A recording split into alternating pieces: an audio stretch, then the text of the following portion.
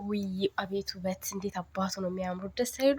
ዋው! እንዳልተለያዩ በዚህ ወቁ ማለት ነው። እና እዛ ሰፈር ውሃ እየጠጣችሁ ማለት ነው፣ ቀለበት ስትጠብቁ አልቅሳ ትመጣለች ስትሉ እንደዚህ ሆነው ፍክትክት ብለው መጡ ማለት ነው። አሰላሙ አለይኩም ወራህመቱላሂ ወበረካቱ። እንግዲህ ዛሬ አብርሽና ሩታ ማለት ነው በደስ በሚል ነገር ያኔ ያው ለምንወዳቸው ደስ የሚል ነገር ነው ማለት ነው። ያው ደስታቸውን ለምንፈልገው ማለት ነው እና እንዲለያዩ ወይም ደግሞ እንዲራራቁ ለማንፈልገው ደስ የሚል ነገር ነው ብዬ አስባለሁ። እና ደግሞ ለነዛ ለአንዳንዶቹ ደግሞ ያው የለቅሶ ቀን ነው ዛሬ ማለት ነው። እንግዲህ በመዳን ቤት ሆናችሁ እያለቀሳችሁ እየተነፋረቃችሁ ዋሉ ማለት ነው። ውሃ እየጠጣችሁ፣ ውሃ ከሌላችሁ ደግሞ በረኪና እየጠጣችሁ ማለት ነው። በእኛ ወጪ በሩታዬ እህቶች ወጪ ማለት ነው። እና ዛሬ የምሬ ነው ምላችሁ እንደዚህ ሆኖ ሽብረቅ ብለው ባህልን ለመጀመሪያ ጊዜ ምሬ ነው ምላችሁ እንደዚህ ያሸብርቀው ሲመጡ ማለት ነው። ሁሌ ጭቅጭቅ አያጣቸውም እና በጣም ደስ ብሎኛል። እና ደግሞ ይሄ ልጅ ደግሞ ያስታርቃችሁ፣ ሰላማችሁን ይመልስላችሁ ብዬ እላለሁኝ ማለት ነው። በፍቅር በደስታ የምትኖሩበት አመት ይሁንላችሁ። ይሄ ባል በቃ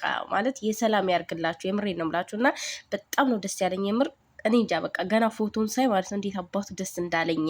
እኔ እንዲለያዩ አልፈልግም፣ ግን በሚያደርገው ነገር ያናድደኛል። አንዳንድ ጊዜ ሴት ሆናችሁ በሴት ቦታ ሆናችሁ ያን ነገር ስታስቡት ትናደዳላችሁ፣ ትናገራላችሁ ማለት ነው ጥፋተኛው ነው። እና እኔ ከአብርሽ ጋር ምንም ጥላቻ የለኝም። ብዙ ሰዎች ለምንደሆኑ እንዲምትው አሁን ለምን እንዴት ያለ እኔ አብረው እንዲሆኑ በጣም ነው የምፈልገው፣ በጣም ማለት ነው። ምክንያቱም በቃ ባሏ ነው፣ የልጇ አባት ነው። አብረው እንድትሆን እንጂ እንድትለይ አልፈልግም። ግን ደግሞ አልሆን ካለ ደግሞ መለያየትም ሰላም ከሆነ ያው አንዳንድ ጊዜ ሰላማችሁን ስትፈልጉ መለየት የማትፈልጉትን ሰው ትለዩታላችሁ እና በዚህ አጋጣሚ እንደዚህ ሆናችሁ ስለመጣችሁ ዛሬ ያወሩ አላወራም ማለት ነው። እና እንደዚህ ሆናችሁ ስለመጣችሁ በጣም ደስ ያለኝ። እንግዲህ ለቀለበት ብር ያወጣሽ ሁላ ማለት ነው አልቅሺ እያለቀሽ ውሃ እየጠጣሽ ወይም ደግሞ በረኪና እየጠጣችሁ ማለት ነው። በእኛ ወጪ እኔ እከፍልላችኋለሁ፣ አታስቡን። ደውሉልኝ፣ ሎኬሽናችሁን ላኩልኝ። በረኪናውን ራሱ በትልቁ ገዝቼ ነው ምልክላችሁ ማለት ነው። እና አንዳንዴ በነገራችን ላይ ማለት ነው አብርሽ ማለት ነው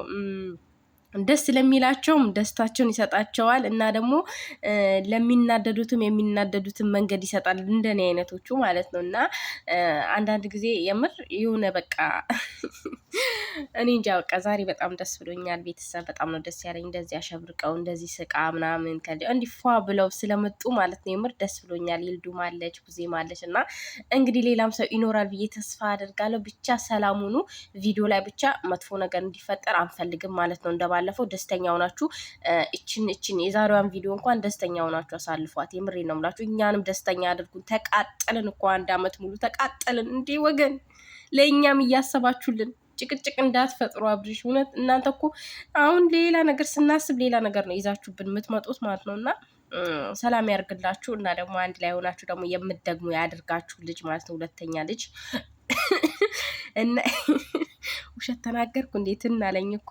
እና ሁለተኛ ልጅ ደግሞ ሴት፣ አሁን ወንድ ነው የወለዳችሁት፣ ቀጣይ ደግሞ ሴት የምትወልዱ ያድርጋችሁ። ሩታዬን አብርሽን ተክተሻል፣ ሩታ ደግሞ ራስሽን የምትተኪ ያድርግሽ ማለት ነው። እና ባሉን የሰላም ፍቅር ያድርግላችሁ። በጣም ነው የምወዳችሁ ሁለታችሁንም ማለት ነው፣ ባልና ሚስቶች። ግን አበጋዝ ግን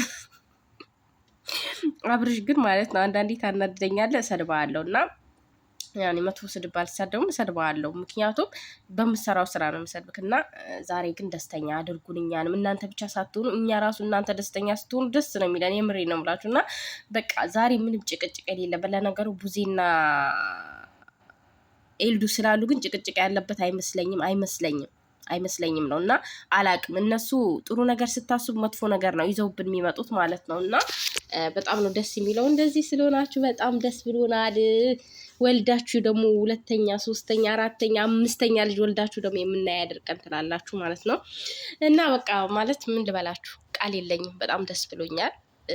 በቃ እኔ እንጃ፣ ፍቅራችሁን ፈጣሪ ይመልስላችሁ። እንግዲህ እዛ ሰፈር ውሃ እየጠጣችሁ ማለት ነው። ውሃ እየጠጣችሁ በደንብ አድርጋችሁ ውሃ ጠጡ፣ በደንብ ምንም እንዳይቀርባችሁ በደንብ። ለምን ጮጋራችሁ እንዲታጠብ ማለት ነው። ያው እየነደደ ነው ሰሞኑ፣ ያው አዳዲስ ነገር ለየት ያለ ነገር እያያችሁ ስለሆነ ማለት ነው። እና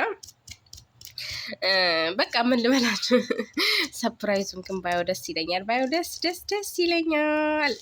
አልጓጓችሁም? እኔ በጣም ነው የጓጓሁት። የምሬ ነው። ምን ሊሰጣት ይችላል በሚለው ማለት ነው። ምን ሊያደርግላት ይችላል? አዲሱ ቤት ውስጥ ይገባሉ ወይስ ምንድን ነው? እውነት እና የሆነ በቃ ጓግቻለሁ ትላላችሁ። በጣም ነው የጓጓሁት ለሰፕራይዙ እና በጣም ደስ ይላል። እንደዚህ አምሮባችሁ ስላየው ደስ ብሎኛል። በስንት ጊዜ ነው ያየ ነው።